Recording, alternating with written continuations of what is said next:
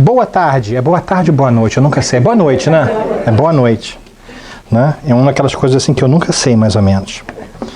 Muito obrigado por me receber no dia de hoje. Eu agradeço do fundo do coração. Ainda mais num dia tão especial e conturbado como esse, não é verdade? Quando a gente marcou, eu não me dei conta de que dia seria esse, mas é um tópico propício. Porque a gente sabe que metade do país amanhã, ou depois da manhã, vai estar triste. Então é bom a gente que se lembre um pouco do amor, né? Então a nossa conversa hoje, se vocês tiverem paciência, é da gente começar a conversar um pouquinho sobre esse amor que está em nossas vidas e que a gente não se lembra. Eu acho um tópico muito importante, né? Por que eu falo isso? Eu falo isso porque a vida está muito complicada. Nós temos várias guerras acontecendo.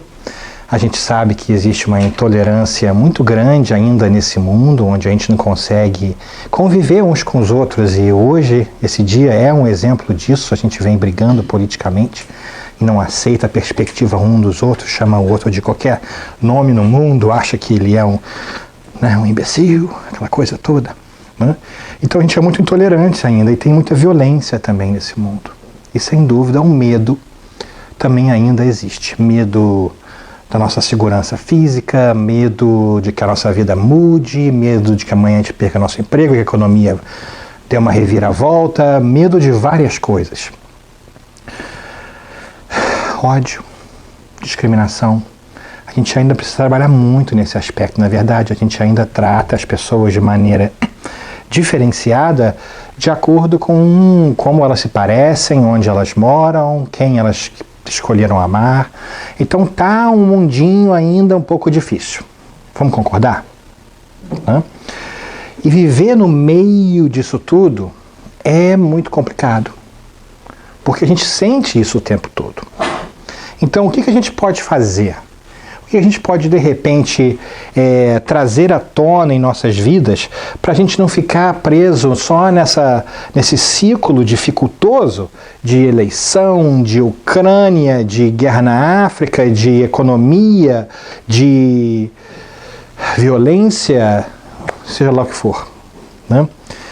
São momentos bem complicados, a gente sabe disso. São momentos que a gente chama de transição planetária no espiritismo. É uma fase que nosso planeta está passando que é muito importante para a nossa evolução espiritual. Então ela é delicada, porque existem várias coisas que a gente precisa resolver para poder ir adiante. Agora, trabalhar em tudo isso de uma vez só é complicado, não é verdade? Então, infelizmente, muitas vezes isso gera um sentimento de angústia, de perda, de depressão, de confusão mental. A gente muitas vezes não consegue se concentrar, a gente não sabe o que a gente quer fazer, a gente não sabe se a gente está no trabalho certo, se está com o parceiro certo, se a vida está certa, o que a gente faz. Né? A gente não sabe muitas coisas, dá um nervosismo assim, e eu posso te dizer quantas pessoas que eu converso diariamente estão com uma dificuldade muito grande de achar a razão e o propósito da vida delas. E é curioso, porque muitas delas são pessoas famosas, são pessoas bem-sucedidas, assim, né, no meio deles, mas mesmo assim o pessoal, em qualquer lugar que eu vá, eu vejo essa dificuldade de alinhamento de propósito. Será que eu estou no lugar onde eu deveria estar? Será que eu estou fazendo aquilo que eu deveria fazer? Essa é a coisa certa? Né? Então tá complicadinho. Esse planetinha aí, azul e verdinho na foto, que eu chamo desse ônibus cósmico que leva a gente de um lugar para o outro, está muito conturbado. Então o que a gente pode fazer? Qual seria a atitude ou a perspectiva bem pragmática que a gente pode trazer para as nossas vidas para a gente conseguir então melhor administrar essa dificuldade toda? E aí eu diria, claro, porque eu sou um pouquinho biased, que o espiritismo é uma grande ferramenta para isso.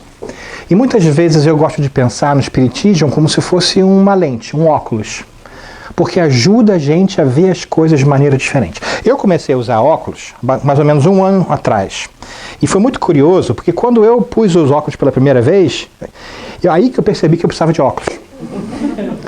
Porque até lá eu achava que o meu braço não era comprido o suficiente, entendeu? Era só uma questão assim de, Mas aí que eu fui entender que eu não estava vendo muito bem. Quando eu ponho meus óculos, eu consigo ver de perto assim, que é uma maravilha, né? E é bem curioso isso, porque eu sempre me gabei quando era pequeno, tinha uma visão ótima.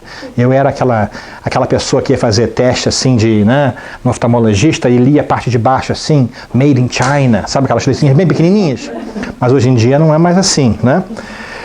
Mas então, botando os óculos eu consegui ver as coisas melhor. E quando a gente põe os óculos espirituais do espiritismo, a gente também vê o mundo melhor. Dá perspectiva para a gente. E isso quer dizer que nos auxilia a ver o mundo de maneira diferente. E quando a gente vê o mundo de maneira diferente, ele muda. A gente consegue entender ele de uma maneira um pouco mais diferenciada. Então o Espiritismo nos traz esse grande presente, essa grande habilidade. Né? E o que então são os dois grandes presentes que eu acho que o Espiritismo nos deu? Olha, o primeiro deles é a morte da morte. A gente matou a morte. Não existe mais morte. Porque a gente sabe, através das nossas experiências, em primeira mão, de que a essência de quem nós somos continua a viver mesmo após a falência do corpo físico. Daniel, como é que você sabe disso? Ora, meu Deus do céu, nós temos reuniões mediúnicas. Aqui nós temos reuniões mediúnicas. Nós conversamos com aqueles que já se foram no corpo físico, que continuam nos dizendo como era a sua vida aqui e como é lá agora. Como as coisas estão bem e como as coisas não estão tão bem para eles. Então a gente sabe que quem nós somos continuará a ser. E isso não é um experimento isolado. Isso acontece em vários lugares do mundo todos os dias, porque há reuniões mediúnicas, há mediunidade pelo mundo afora em todos os momentos. Então a certeza de que a vida continua é algo que a gente não pensa muito a respeito, mas tem um impacto muito grande em nossas vidas. As consequências dessa sabedoria, desse conhecimento, podem alterar a maneira com a qual nós conduzimos as nossas vidas. Isso que eu acho fantástico. A gente estuda no Centro Espírita, a gente fala de vida após a morte, mas muitas vezes a gente não para pensar nas consequências, no impacto da certeza da vida após a morte. Eu, por exemplo, tenho certeza que nesse momento existem muito mais pessoas nessa sala do que nós. Não é para ficar com medo não, viu, gente? Que de vez em quando a gente fala isso, a pessoa já dá um, né? Não tem ninguém sentando no colo de ninguém, não se preocupa não, viu? Eles são bem educados do outro lado, né? Ainda mais aqui dentro.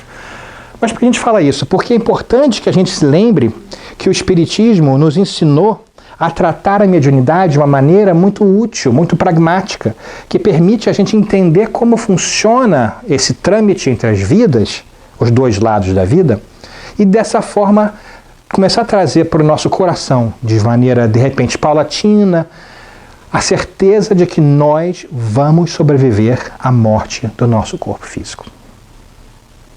Isso é muito bom, porque tira um pouco daquele medo que a gente tem. Porque eu acho que um dos maiores medos que a gente tem é o medo de morrer. A gente não fala sobre isso muitas vezes, até no Centro Espírita, até dentro do Espiritismo, o que é curioso. Porque tem muitas pessoas aí fora, muitas religiões, muitas filosofias, que prometem que existe vida após a morte. Mas o Espiritismo mostra como é a vida após a morte. Muitas poucas pessoas têm tanta claridade como é a vida após a vida, como nós. E nós não pensamos muitas vezes sobre isso. É até de vez em quando assim, até, né? Ai, você sabe que fulano morreu, né? A gente nem fala alto assim de vez em quando, dá até assim, parece que é tabu, né? Mas a morte então não existe. Se a morte não existe, há um fator muito interessante. Você continuará a ser quem você é. E sabe o que é melhor do que isso?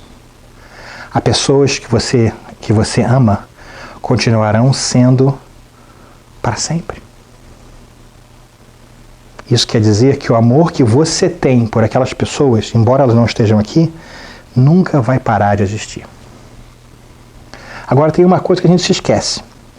Quem aqui já tem um parente ou uma pessoa querida que já desencarnou?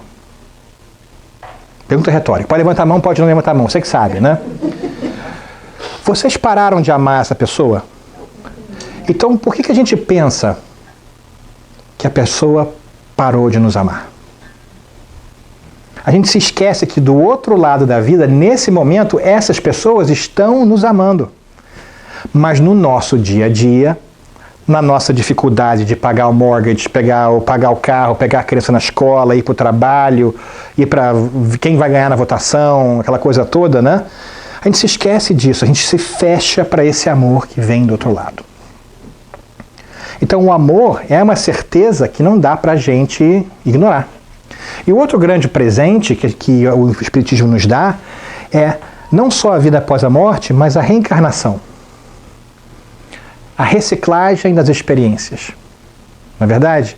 Isso quer dizer que não só nós nunca deixaremos de ser, como teremos outras oportunidades de estar com aqueles com quem nós amamos lá e aqui. Os vínculos nunca cessam. E isso deve trazer um certo alento à nossa vida. Porque quando a gente para pensar nisso, que é difícil, que a gente não para frequentemente, a gente percebe que o que é o mais importante para nós, possivelmente, são aqueles a quem nós amamos. E nós mesmos. E essas duas coisas, nós e aqueles que estão perto de nós, nunca vão parar de ser. Posso contar um segredinho para vocês? Vocês são profissionais em morrer. Já pensou nisso? A gente já morreu tantas vezes que não dá para entender como é que a gente tem medo da morte. Quantas encarnações a gente já viveu? A gente vai, inclusive, tentar calcular daqui a pouquinho. Vamos fazer um approach um pouco diferenciado hoje, né? Mas a gente tem que entender isso que, do ponto de vista espiritual, vocês são a prova de bala. Nada nesse mundo pode te destruir. Pode te derrubar emocionalmente. Mas destruir, acabar com você, nada. Nada no universo, nada na galáxia, nada na criação toda. Então isso é uma coisa muito importante que a gente se lembre de que nós somos amados, filhos de Deus. E continuaremos tendo oportunidades para crescermos, às vezes fazendo coisas boas e lidando com as boas consequências, às vezes tomando decisões que podem, de repente, não ser tão boas para nós. E também arcando com as consequências, mas sempre crescendo. Então, quando a gente se lembra disso, qualquer problema aí fora fica mais fácil. Mas tem que ter perspectiva, tem que botar os óculos. Não é só terça-feira, não é só domingo. Tem que parar para internalizar aquilo que a gente está aprendendo, não é verdade? Agora eu vou tirar o óculos porque não funciona bem para ver de longe, não. O Espiritismo deixa a gente ver de longe, mas esses aqui não, é só para perto mesmo. Por que eu falo isso? Ora, se a gente sabe que o amor continua, que nós continuamos, muitas vezes fica abstrato. Ah, existe muito amor nessa vida, mas vamos tentar botar um número nisso. Só porque a gente pode. Não vai ser certo, preciso, mas de repente traz para você uma certa ideia de magnitude do amor que existe por você nesse momento que você esqueceu. Então vamos lá. Como é que a gente vai calcular isso? Vamos começar com quem você ama. Faça uma conta mental de quantas pessoas nessa vida você ama. Para mim, meu pai, minha mãe, minha irmã, minha esposa, meus 2 filhos. Isso aí é barato, tá? Vou parar aqui no 6 rapidinho, né? Porque tem mais gente. Mas eu entendo que nem todo mundo tem essa mesma experiência que eu tenho. Às vezes quando a gente tem uma família difícil, né? Porque sempre tem uma ovelha negra na família. E se você não tem uma, é porque você é a ovelha negra da família. Não é verdade? Família sempre é boa, só em fotografia. Minha avó sempre dizia, né? Tá todo mundo feliz só em fotografia. Tem sempre alguma coisa acontecendo. Então, vamos fazer assim, vamos fazer um cálculo. Quantas pessoas tem na sua vida hoje que você ama? Nessa uma vida. Dá para ver para onde eu estou indo? Então vamos lá. Vamos trazer a nossa calculadora espiritual. O que eu pretendo que a gente faça hoje? Ora, vamos pensar, tirar uma média assim, de 4 pessoas por encarnação. Eu acho que 4 pessoas fica barato. Certo? Faz uma média. Aí a pergunta é, quantas vezes a gente reencarna? Ora, vamos calcular mais ou menos uma encarnação a cada 100 anos. Por quê? Porque 100 anos é um número redondinho, fica fácil de calcular, gente. A razão é simplesmente essa. E afinal, além de contas, a nossa expectativa de vida mais ou menos é de 80 anos de idade. Então 80, né, trabalhando, 20 descansando, 80 trabalhando, uma média boa, certo? Sem contar que se a gente for para o passado, a expectativa de vida será bem menor. 100 anos atrás seria 40, 50 anos de idade, certo? Então, mais uma vez, nós vamos tomar uma postura matematicamente conservadora, só 4 pessoas por encarnação, só uma vida a cada 100 anos, para a gente tentar descobrir quantas vezes a gente reencarnou. Porque se a gente sabe quantas vezes a gente reencarnou e quantas pessoas a gente amou por vida, a gente pode começar a ter um número matemático para pensar. Não falei que ia ser diferente? Não falei? Então vamos lá. Ora, o Homo sapiens, que é a versão mais nova do corpo que nós estamos habitando como espíritos, apareceu nesse planeta há 300 mil anos atrás. Certo? Então, há 300 mil anos atrás, o nosso corpo é mais ou menos parecido com isso. Ou seja, fazem 300 mil anos que a gente está dirigindo mais ou menos o mesmo carro. Certo? Vamos fazer as contas, então? Se existem 4 pessoas por encarnação que você ama, e você encarna uma vez a cada 100 anos, e a gente está encarnando há 300 mil anos, olha, você pode discordar dos números. Vamos só, depois a gente, né, dá uma, tá bom? Mas segue o processo mental aqui. Então, se a gente dividir 300 mil por 100, a gente tem um número de encarnações que a gente viveu, multiplica por 4, e a gente tem um número de pessoas que nos amaram e que nos amam. 12 mil. 12 mil? 12 mil é um estádio de beisebol, é um estádio de esporte. É muita gente, Daniel. Não tem jeito de acreditar, 12 mil é muito. Não tem como. Então tá bom, eu entendo. Também acho que 12 mil é complicado da gente digerir. Embora faça sentido. Né? É possível que a gente venha reencarnando, tenho certeza disso, há mais de 300 mil anos. Certo? Mas 12 mil é complicado. Então, vamos aqui, em vez de fazer Homo sapiens, vamos então contar o do Homo sapiens sapiens, que é o upgrade do Homo sapiens. É a versão assim, 2.5. Sabe? Tem aquelas versões, né? 1, 3, 4, 5. Tem a versão assim no meio, sabe? Então, o Homo sapiens sapiens, que é absolutamente o corpo mais moderno que nós temos, vem existindo na Terra há mais ou menos 150. Algumas pessoas dizem 170. 150 porque é redondinho. Matemática aqui é fraca, logo números redondos, certo? Então, se a gente fizer isso, o número baixa para 6 mil. Já não é mais 12 mil. 6 mil pessoas que te amam e que você amou?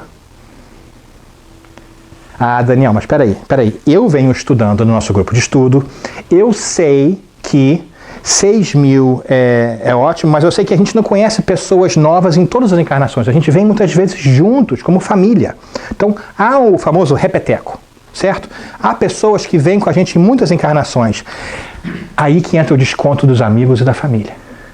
A gente tem que dar um desconto, não é verdade? Então, vamos dizer assim, que o desconto é de 50% de retorno. Ou seja, vamos imaginar que a cada 2 encarnações, você repete 50% das pessoas, logo corta esse número pela metade. 3 mil. Ainda é um número grande. Ah, mas Daniel, está muito grande esse número. Então vamos ser mais conservador ainda. Se fosse 75% de retorno, seria 1.500 pessoas a quem você amou. É muita gente. Mas vamos um pouquinho mais 90% de retorno. Digamos que a cada 10 encarnações, 9 você vem com as mesmas pessoas. Eu não acho isso plausível. Eu acho que o número é maior. Mas se for o caso, seriam só 600 pessoas. 600 pessoas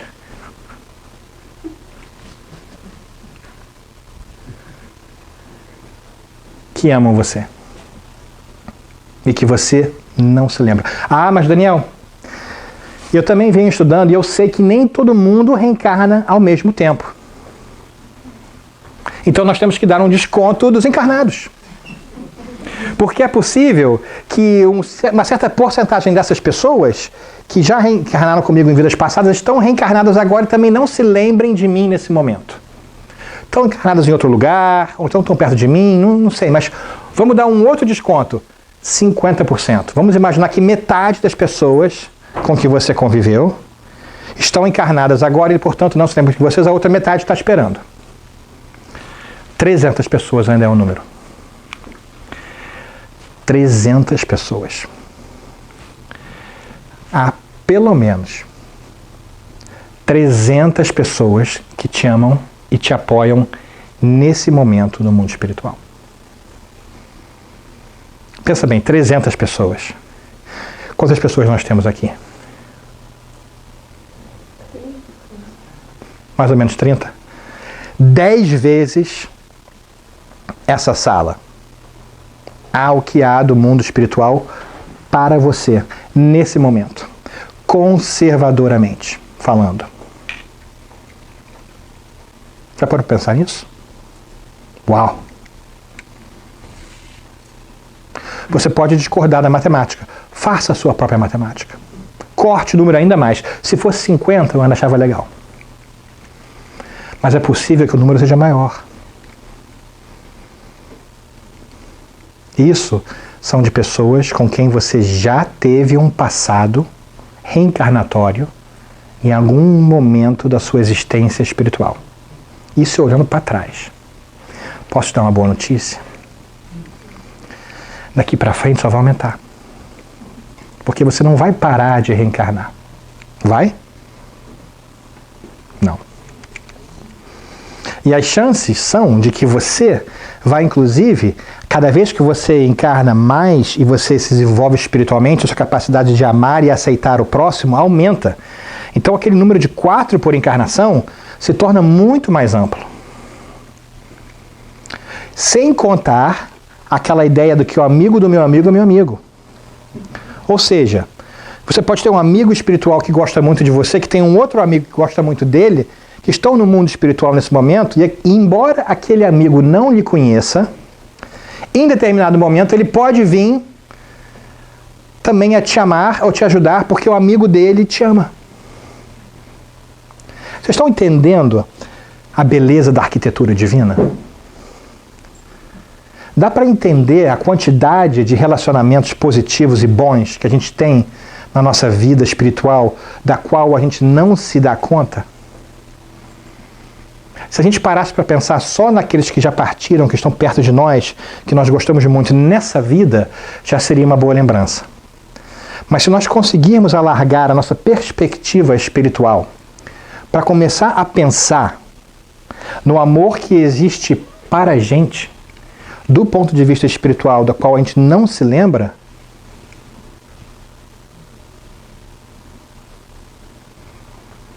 como é que isso transformaria a nossa vida? Como você agiria se você tivesse a certeza de que em qualquer momento, da próxima semana, nos próximos 7 dias, você é amado de maneira incondicional por várias pessoas?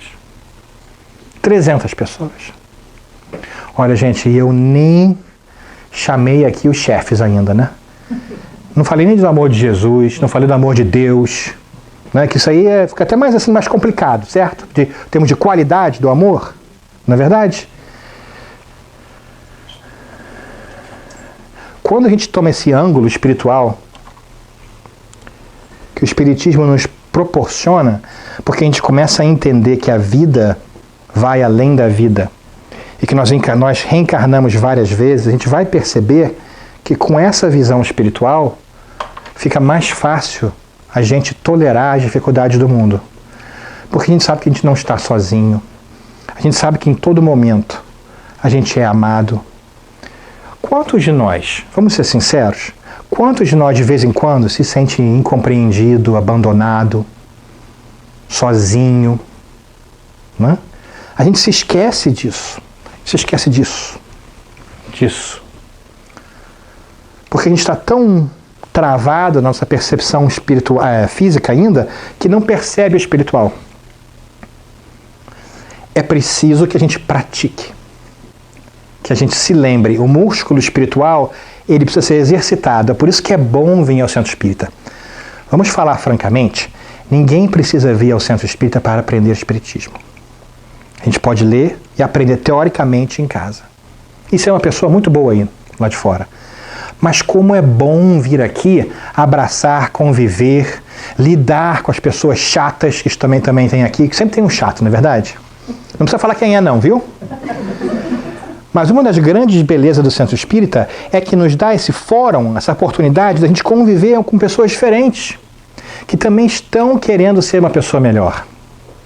É um lugar saudável, é um lugar fácil da gente treinar nosso músculo espiritual da tolerância, da caridade. É muito mais fácil ser bom aqui dentro do que lá fora. Porque lá fora, muitas vezes, a gente não tem a mesma certeza de que as pessoas que vão interagir com a gente têm o mesmo desejo de se melhorar, como as pessoas que vêm aqui.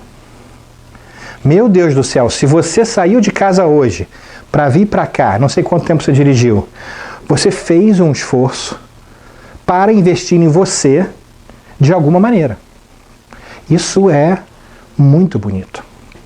A gente se esquece disso. Você pode vir aqui e falar assim, não gostei da palestra. Tá ótimo, mas você investiu o tempo de ir lá, pensar, refletir e estar imergido nessa vibração boa que existe aqui espiritualmente, recarregando nossas baterias. Isso são pequenos investimentos que nós estamos fazendo em nós mesmos que a gente se esquece. Porque a gente acha que de repente a solução para os problemas do mundo vai dar um estalo lindo, maravilhoso, e as coisas vão se resolver, ou a gente vai virar uma pessoa melhor, de repente, de um lado para o outro. São esses pequenos esforços que a gente faz que nos transformam. E a gente se esquece disso. A gente se esquece desse lado espiritual. A gente se esquece das conquistas que a gente já obteve através da nossa vivência do dia a dia. Porque a gente não medita, a gente não para refletir. Eu brinco até, mas brinco de maneira séria, que tem dias que eu passo mais tempo escovando o dente do que pensando em mim mesmo como um ser imortal. Porque escovar dente 2 vezes por dia por 2 minutos. A minha escova dá aquela tremida e me avisa. Agora, não tem dias que eu não passo 5 dias meditando, refletindo ou orando a respeito da minha natureza imortal e primordiária que Deus me deu. Isso aqui são roupas. Daqui a pouco, não estou mais aqui, estou do outro lado. Mas isso não vai mudar quem é que eu sou. Assim como não vai mudar quem é que você é. E não vai mudar aqueles que estão ao nosso redor.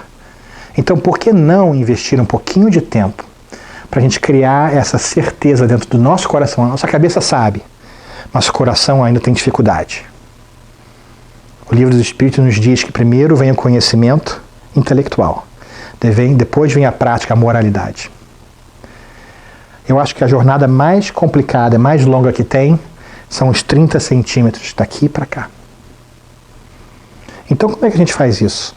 Vamos continuar praticando, vamos vir para o centro, vamos meditar, vamos ler um livro bom, vamos fazer coisas boas do lado de fora. E aí a gente pode, quem sabe, se sentir realmente parte dessa família espiritual.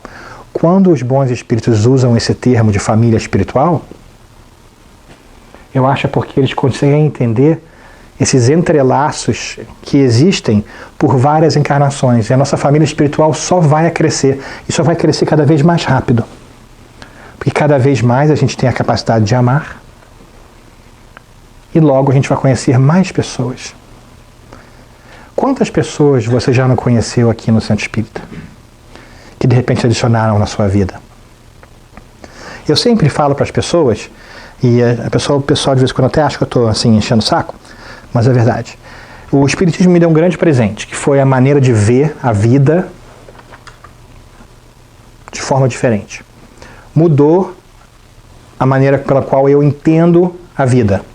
Como eu entendo relacionamento, quando eu entendo problema no trabalho. Porque eu penso da maneira espiritual muitas vezes. Isso eu esperava e eu queria. Esse primeiro presente, ele é maravilhoso. O que eu não esperava e ainda me surpreende todos os dias é o segundo presente do Espiritismo, que é as pessoas que eu conheci através do Espiritismo que eu não conheceria se não fosse pelo Espiritismo. Aonde quer que eu vá, eu vejo pessoas como vocês que estão querendo ter uma vida melhor, dando o seu melhor para ser melhor. Isso é muito legal. Porque quando eu estou em casa, em San Diego, um pouco deprê da vida, que dá em todo mundo, né? De vez em quando, assim. Não estou fazendo o suficiente, né? Não sou bom o suficiente, fiz besteira ali, podia ter ido mais rápido, aquela coisa toda assim. Aí eu dou uma respirada e me lembro das pessoas. Eu falo, poxa, essa é meu povo, minha comunidade. Tem gente tentando em vários lugares, aí eu me sinto menos sozinho. E aí eu também paro para pensar, quem será que está do outro lado? Então vou parar de tagarelar um pouquinho e dizer encarecidamente para vocês, pedir encarecidamente para vocês, que reflitam sobre o amor que existe na sua vida hoje, que você não se lembra aqueles que estão ao seu lado, e muitas vezes a gente não presta atenção, daqueles que já partiram, mas não deixaram de amar você, e daqueles que você não se lembra com quem você conviveu, mas que te amam de tal maneira que a qualquer momento eles vão te auxiliar, sem contar do amor de Deus, que aí é outro nível, certo? E lembre-se que nesses momentos difíceis e dolorosos, como por exemplo os próximos dias que nós vamos viver como sociedade nesse país, vão ser dificultosos. Vai haver muito ódio, vai haver muita acusação, vai haver muita violência. Espero estar errado. Mas é bem possível. É um ótimo momento para que nós pratiquemos essa espiritualidade que a gente estuda há tanto tempo. Vamos tentar ser tão zen como a gente pode. Lembre-se de manhã, ou de tarde, ou de noite, ou então de manhã, de tarde e de noite, de que você é um espírito imortal, que isso é passageiro, que você está aqui para aprender e para contribuir. E que aqueles ao seu redor também estão nessa mesma jornada. Respire.